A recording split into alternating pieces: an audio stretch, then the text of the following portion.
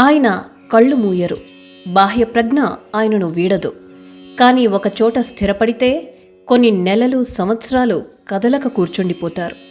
ఋషులు తపస్సు చేస్తుంటే వారి చుట్టూ చీమలు పుట్టలు పెడతాయని విని ఉన్నాం. కానీ ఈయన సమాధి అవస్థలో ఉంటే చీమలు ఆయన పాదాలలో రంధ్రం చేసి కాలి లోపలికి వెళ్లి ఆయన రక్తమాంసాలు తింటూ తిరిగి మోకాటి చిప్ప వద్ద రంధ్రం చేసి బయటకు వెళుతున్నా ఆయనలో ఎటువంటి చలనమూ ఉండదు. నది వద్ద స్నానం చేస్తూ బాహ్య ప్రజ్ఞ కోల్పోతే చెదపురుగులు ఆయన వళ్లంతా దుప్పటిలా పరుచుకుపోయి ఆయన శరీరాన్ని తిననారంభించాయి.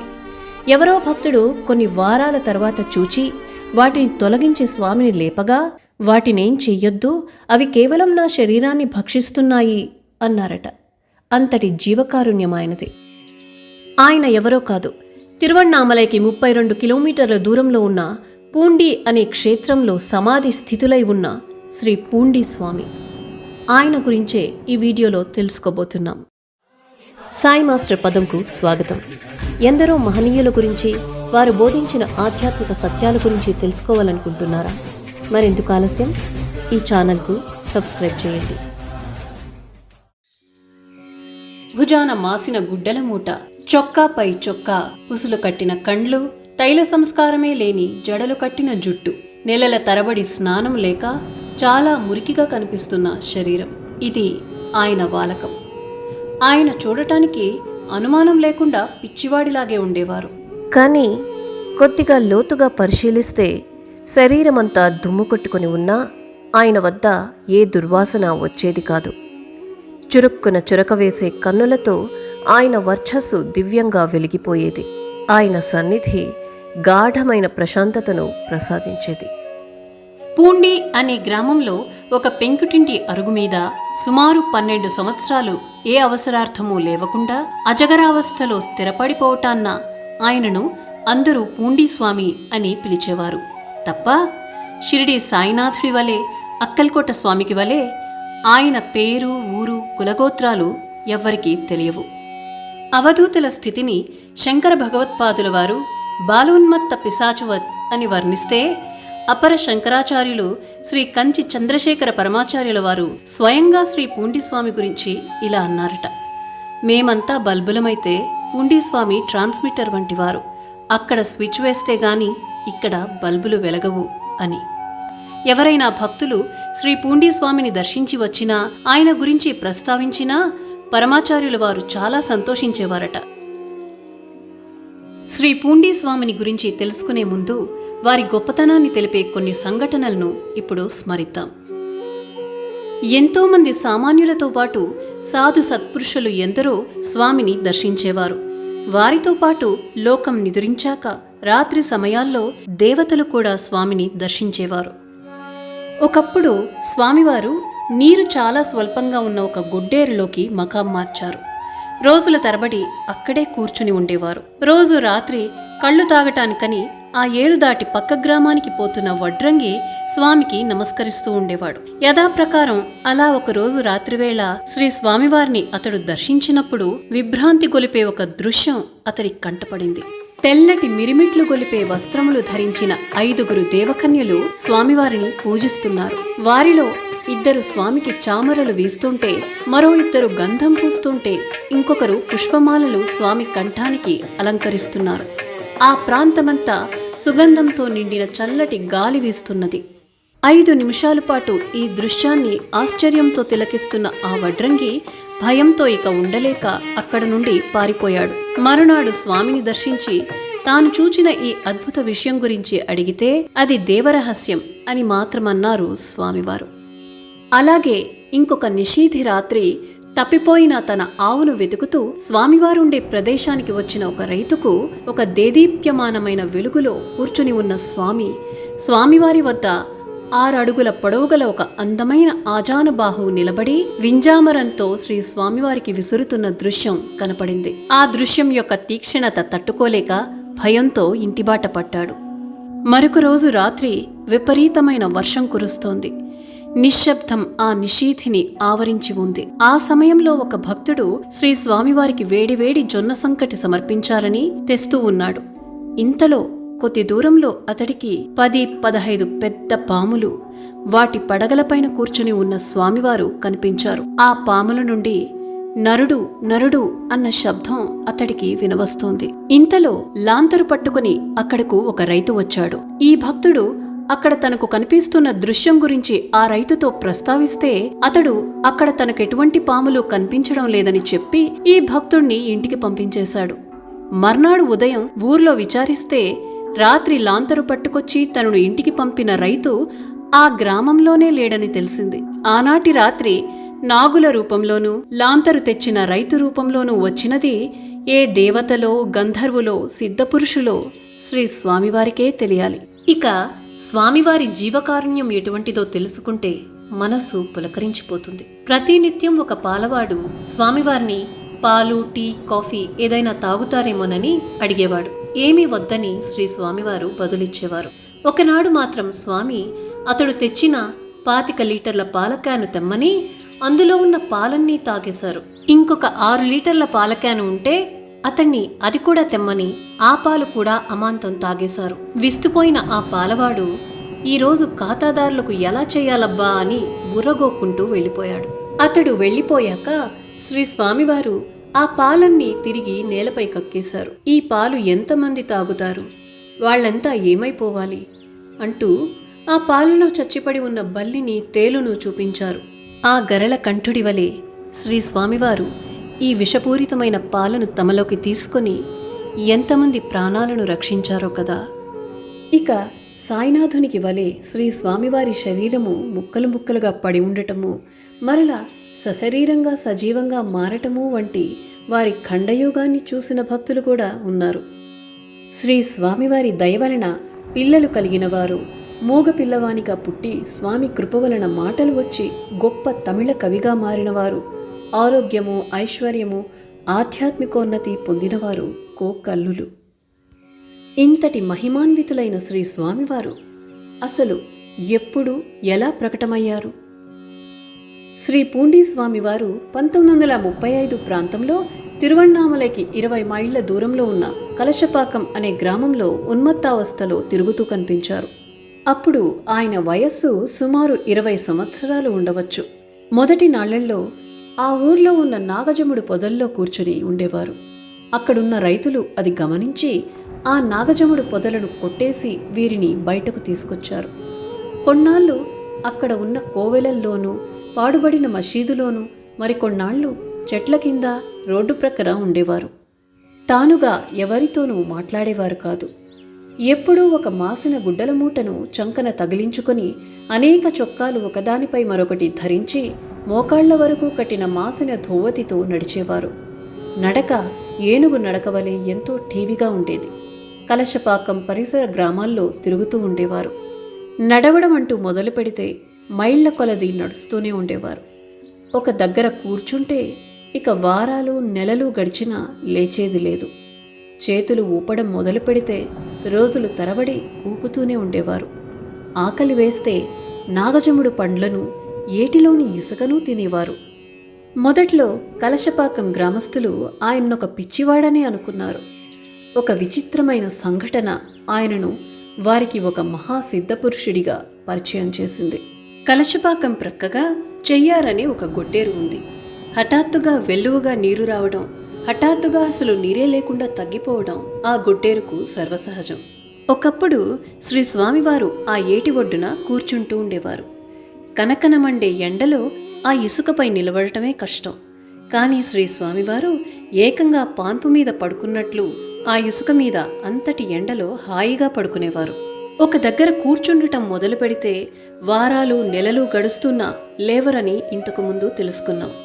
అలాగే ఆ ఏటి ఒడ్డున ఇసుక మీద శ్రీ స్వామివారు కొన్ని వారాల పాటు స్థిరపడిపోయారు. ఎంతలా అంటే చీమలు శ్రీ స్వామివారి పాదంలో రంధ్రం చేసి ఆ రంధ్రాన్ని మోకాటి చిప్ప వరకు తెచ్చి అక్కడొక రంధ్రం చేసి బయటకు వస్తున్నా కూడా ఆయనలో చలనం లేనంతగా. తాను శరీరము అన్న దేహభ్రాంతి నుండి విడివడి సర్వభూతాత్మ స్థితిని అనుభవించడం అంటే ఇదేనేమో మరి. ఓం విదేహదేహ రూపాయ దత్తాత్రేయ నమోస్తుతే. స్వామి ఇటువంటి ఉన్మత్తావస్థలో ఉండగా ఆ ఏటికి హఠాత్తుగా వరదొచ్చి ఉప్పొంగింది. వరదకు ముందు ఏటి ఒడ్డున కూర్చుని ఉన్న స్వామిని చూచిన వారంతా ఆ పిచ్చి స్వామి ఆ వరదలో కొట్టుకుపోయారు అని అనుకున్నారు. పాపం వారికేం తెలుసు, వరదల్లో కొట్టుకుపోయేది మనవంటి వారని, ప్రళయంలో కూడా నిలబడేది అటువంటి సద్గురువేనని. వరద తగ్గిన సుమారు 25 రోజుల తర్వాత ఇసుక తోలుకుపోయే బండ్లవాళ్ళు ఇసుకను పారలతో తవ్వుతుండగా శరీరమంతా ఇసుకలో కూరుకుపోయి తలమాత్రం బయటకు కనిపిస్తున్న స్వామిని చూచి స్వామి చుట్టూ ఉన్న ఇసుకను తోడేశారు. అనంతరం స్వామి లేచి మౌనంగా అక్కడ నుండి నిష్క్రమించారు. అంత వరదల్లో మునిగిపోయి కూడా చెక్కు చెదరకుండా సజీవంగా స్వామి ఉండటం కల్లారా చూచిన గ్రామస్తులు ఆయన సామాన్యుడు కారని, గొప్ప సిద్ధపురుషుడని అప్పుడు గుర్తించారు. దీంతో స్వామి మహిమ క్రమంగా ప్రజల్లో వ్యాపించడం మొదలైంది. ఈ సంఘటన జరిగిన తరువాత నుండి స్వామివారిని అందరూ ఆర్ట్రు స్వామిగల్ అని పిలవనారంభించారు. తమిళంలో ఆర్ట్రు అంటే ఏరు అని అర్థం, ఆర్ట్రు స్వామిగల్ అంటే తెలుగులో ఏటి స్వామి అని అర్థం. అటు తర్వాత ఏటి ప్రక్కనే ఉన్న శ్మశానం సమీపంలో స్వామి కోసం కొందరు ఊరి జనాలు కలిసి పందిరి వేశారు. సుమారు 3 సంవత్సరాల పాటు స్వామివారు అక్కడే గడిపేవారు. అప్పట్నుండి ఆ గ్రామంలో ఉండే మాణిక్య నాయనార్, తంగవేలు నాయనార్ అనే సోదరులిద్దరూ నిత్యం ఎవరో ఒకరు స్వామికి భిక్ష సమర్పించేవారు. ఇలా ఉండగా ఒకసారి మద్రాసు నుండి ఒక భక్తురాలు వచ్చింది. ఆమె స్వామిని దర్శించుకుని మార్గమధ్యలో దొంగలు తన కమ్మలు ముక్కుపుడకలు దోచుకున్నారని స్వామివారికి చెప్పి ఏడ్చుకుంది. ఆమె పేదరికానికి జాలి చెంది శ్రీ స్వామివారు తమకు నిత్యము ఆహారం తెస్తున్న మాణిక్య నాయనార్ను పిలిచి అతడి చేత అతడి ఇంటి నుండి ఒక ఇనుప కడ్డీని తెప్పించారు. దానిని తమ చేతితో తాకారు. వెంటనే అది బంగారంగా మారిపోయింది. బంగారంగా మారిన ఆ కడ్డీని ఆ పేదరాలికిచ్చి నగలు చేయించుకోమన్నారు. ఇదంతా కళ్ళారా చూసిన మాణిక్య నాయనార్కు స్వామికి స్వర్ణయోగం తెలుసు అని బంగారం మీద ఆశ పుట్టుకొచ్చింది. వెంటనే అతడు ఒక నాగలి కర్రుని తెచ్చి స్వామివారి ముందుంచి దానిని బంగారంగా మార్చమన్నాడు. అందుకు శ్రీ స్వామి, మనసు పండితే జన్మ బంగారమవుతుంది, మనసు పండకపోతే జన్మ భంగమవుతుంది అని మాత్రం అన్నారు. కానీ దానిని మాత్రం బంగారంగా మార్చలేదు. కర్మగాలిందో కలి గట్టిగా పూనుకున్నాడో ఏమో కాని అంతటి మహాత్ముడి మాటలు అతడి చెవికి ఎక్కలేదు సరికదా. బంగారం మీద ఆశచేత స్వామివారు చెప్పినట్లు జన్మ భంగమై తిరియక్ జన్మలు పొందే గ్రహస్థితిని కొని తెచ్చుకున్నాడు. జీవితాన్ని బంగారమయం చేసే కల్పవృక్షం వంటి సద్గురువును వదిలి తుచ్చమైన బంగారం మీద ఆశతో అతడు ఏం చేశాడో తెలుసా? ఎన్నాళ్ళు వేచినా, ఇన్నాళ్ళు ఆహారము సమర్పించినా శ్రీ స్వామివారు తన కోరిక తీర్చడం లేదని విసిగిపోయి ఒకరోజు తన స్నేహితులను తీసుకొచ్చి స్వామివారి మీద దౌర్జన్యం చేయబోయాడు. అంతటా శ్రీ స్వామి మురుగా మురుగా అని ముమ్మారు పలుకగానే అంతరాత్రి సమయంలో ఒక పెద్ద నెమలి ఎక్కడి నుండో వచ్చి వాళ్లను ముక్కుతో పొడవడం మొదలుపెట్టింది. భయంతో అందరూ పారిపోయారు. మరోసారి ఆ నీచుడు తన స్నేహితులతో వచ్చి స్వామిని ఒక తోటకు పిలుచుకుపోయి తనకు స్వర్ణయోగం నేర్పించమని స్వామివారి వేళ్లను రాయితో కొట్టి హింసించనారంభించాడు. మరొకడు ఆ విద్య నేర్పించకపోతే చంపుతానని కత్తి చూపించాడు. వెంటనే అక్కడొక పులి ప్రత్యక్షమై పెద్దగా గాండ్రించింది. దాంతో అందరూ చెల్లాచెదురై బ్రతుకు జీవుడా అని పారిపోయారు. ఆశ దురాశగా మారితే మనిషిని ఎంత దుర్మార్గుడిగా మారుస్తుందో చూడండి. అంతగా ప్రేమతత్వాన్ని బోధించిన క్రీస్తును కూడా ఆనాడు శిలువ వేయలేదా ఇటువంటి దుర్మార్గులు? సిద్ధపురుషుల సేవంటే సామాన్యమైనది కాదు. మన అవలక్షణాలే వారి నుండి మనల్ని దూరంగా విసిరివేస్తాయి. అందుకే ఊరికే గురువు కావాలని కోరుకోకుండా వారిని సేవించగలిగే పరిపక్వత మొదట మనం సాధించాలి. అందుకు మహాత్ముల చరిత్రల పారాయణ, పురాణ ఇతిహాసాల సద్గ్రంథ పఠన, శ్రవణము, నామజపాదులు అత్యుత్తమ సాధనాలు. సరే, ఆ దుండగుడు స్వామివారి మీద దౌర్జన్యం చేసిన సంఘటన జరిగిన తరువాత స్వామివారు మౌనంగా అక్కడి నుండి లేచి ఆ ఊరికి 2 మైళ్ళ దూరంలో ఉన్న పూండి అనే గ్రామం వైపుకు సాగిపోయారు. ఈ సంఘటన 1960వ ప్రాంతంలో జరిగింది. పూండి చేరిన తర్వాత కూడా కొన్ని సంవత్సరాలు స్వామివారు ఇలాగే తిరుగుతూ ఒకరోజున మెయిన్ రోడ్డు ప్రక్కనే ఉండే ఒక ఇంటి అరుగుపై కూర్చున్నారు. అంతే, ఆ కూర్చోవడం 1978లో స్వామి సమాధి అయ్యేంతవరకు ఆ అరుగు మీద నుండి లేవలేదు. అలా ఆ ఇంటి అరుగు మీద కూర్చున్న తర్వాత ఏ అవసరార్థము సుమారు 12 సంవత్సరాలు స్వామి ప్రక్కకు లేచి వెళ్ళి ఎరుగరు. మలమూత్ర విసర్జన కూడా అక్కడే జరిగిపోయేది. అయితే వారు విసర్జించిన మలం దుర్వాసన కొట్టక మైనము వలె ఉండి పునుగు, జువ్వాజీ వంటి సుగంధ ద్రవ్యాల వాసనలు వెదజల్లేది. భక్తులే వారిని కొద్దిగా లేపి ప్రక్కకు కూర్చోబెట్టి ఆయన క్రిందన ఉన్న పాత పరుపులు తీసివేసి అరుగును శుభ్రం చేసి ఉతికిన మరొక జత పరుపులు వేసేవారు. కొన్నాళ్లకు ఆ ఇంటిలో నివసించేవాళ్లు స్వామి కైంకర్యార్థం ఆ ఇంటిని వదిలేసి వేరే ఇంటికి కాపురం మార్చుకున్నారు. ఆహారం తినాలన్న ధ్యాస కూడా ఉండేది కాదు. భక్తులు తినిపిస్తే తప్ప ఆయనకై ఆయన తినరు. శరీర స్పృహే లేక శాస్త్రాల్లో చెప్పబడ్డ అజగరావస్థకు వారు సజీవ నిరూపణగా కనిపించేవారు. క్రమంగా స్వామిని దర్శించవచ్చే భక్తులు పెరగసాగారు. ఒక భక్తుడు స్వామి జుట్టును కృష్ణముడి వేసి పూలు చుట్టి నామం పెట్టిపోతాడు. మరొకడు వచ్చి కృష్ణముడి విప్పి నామం తుడిచేసి ఈశ్వరుడుకు చుట్టినట్లు వెంట్రుకలు చుట్టి ముఖాన, చేతులకు విభూతి రేఖలు గీస్తాడు. ఇలా అనేక మంది స్వామిని అనేక రకాలుగా అలంకారం చేసినా దేనిని వద్దనరు, దేనిని కావాలనరు. అలా బొమ్మలా కూర్చుని ఉంటారు. భక్తులు ఆయన చేతి వ్రేళ్ల మధ్య కరెన్సీ నోట్లు ఉంచినా మరొకడు వాటిని తీసుకుపోతున్నా ఏమీ అనరు. ఆయన ప్రేమ, కారుణ్యం వర్ణించనలివి కానిది. ఆరోగ్యము, పిల్లలు, ఆధ్యాత్మిక అనుభవం, పరిపూర్ణ ఆనందం, ఇలా ఎవరు ఏది కోరుకుంటే అది ఇచ్చేవారు. మనుషులనే కాదు, సర్వ జీవజాలాన్ని సమానంగా ప్రేమించి రక్షణనిచ్చేవారు. మచ్చుకి ఒక ఉదాహరణ. బల్లులు వచ్చి ఆయన చొక్కా జేబులో గుడ్లు పెట్టేవి. ఆ గుడ్లు పిగిలి బల్లిపిల్లలు జేబులోంచి బయటకు వెళ్తుంటే వాటిని తీసి మరలా తమ జేబులో వేసుకునేవారు. ఇక స్వామిని దర్శించవచ్చే భక్తుల్లో లౌకిక ఉన్నతేగాక ఆధ్యాత్మికోన్నతి కోరి వచ్చే గొప్ప సాధకులు కూడా చాలామంది ఉండేవారు. హిమాలయాల్లో సాధన చేసుకుంటూ ఉన్న ఒక సాధకుడు ఒక స్థితికి వచ్చాక అటు తర్వాత ఎంత ప్రయత్నించినా ఆ పైన స్థితికి వెళ్ళలేకపోయేవాడు. ఎంతమంది కాషాయధారులను దర్శించినా ఫలితం లేకపోయింది. ఆ తరుణంలో ఒక మహనీయుడు అతడికి దర్శనమిచ్చి, నువ్వు మద్రాసు రాష్ట్రంలోని పూండి అనే గ్రామంలో వేంచేసి ఉన్న స్వామిని ఆశ్రయిస్తే ఆయన నీకు మార్గాన్ని తెలుపుతారు అన్నారు. ఆ సాధకుడు ఆ విధంగానే హిమాలయాల నుండి ప్రయాణం కట్టి వ్యయ ప్రయాసల కోర్చి పూండి చేరాడు. అక్కడ పూండి స్వామిని దర్శించగానే అతడి ఆనందాశ్చర్యాలకు ఆవతులు లేవు. తనకు హిమాలయాల్లో దర్శనమిచ్చిన స్వామి మరెవరో కాదు, సాక్షాత్తు పూండి స్వామియే. గురువు శిష్యుడిని వెతకటం కాదు, శిష్యుడు సిద్ధంగా ఉన్నప్పుడు గురువు తానై వస్తాడు. ఆ సాధువు స్వామి ఎదుట కొంతసేపు నిలబడ్డాడు. స్వామి అతడి వైపు తమ చూపును ప్రసరించారు. అంతే, అంతకాలంగా తీవ్ర సాధన చేసినా పొందలేని ఆ ఉన్నత స్థితి అతన్ని ఆ క్షణంలో వరించింది. ఆధ్యాత్మిక భిక్షార్థి అయి వచ్చిన ఆ సాధువును స్వామి అనుగ్రహించిన వైనం ఎంత అద్భుతమైనదంటే, ఆనాటి నుండి ఆ సాధువు త్రికరణ శుద్ధిగా స్వామి సేవకు జీవితాంతం అంకితమైపోయాడు.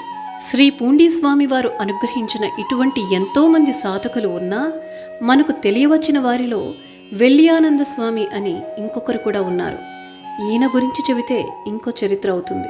ఇలా ఎంతోమంది సాధకులతో పాటు యోగులు, సాధుపుంగవులు కూడా స్వామిని దర్శించేవారు. ఆచార్య శ్రీ ఎకిరాల భరద్వాజ గారు, శ్రీ పెసల సుబ్బరామయ్య గారు, శ్రీ శరత్ బాబూజీ గారు, శ్రీ పూర్ణానంద స్వామి, బృందావనం నుండి వచ్చిన శ్రీపాద స్వామి వంటి వారు స్వామిని దర్శించి ధన్యులైన యోగి పుంగవుల్లో మనకు తెలియవచ్చిన కొందరు. స్వామి నివాసంతో గొప్ప తపోక్షేత్రంగా మారిన పూండి గ్రామం అరుణాచల క్షేత్రానికి కేవలం సుమారు 30 కిలోమీటర్ల దూరంలో ఉంది. కనుక అరుణాచలం దర్శించే భక్తులు తప్పక పూండి క్షేత్రాన్ని కూడా దర్శించి స్వామి అనుగ్రహం పొందగలరు.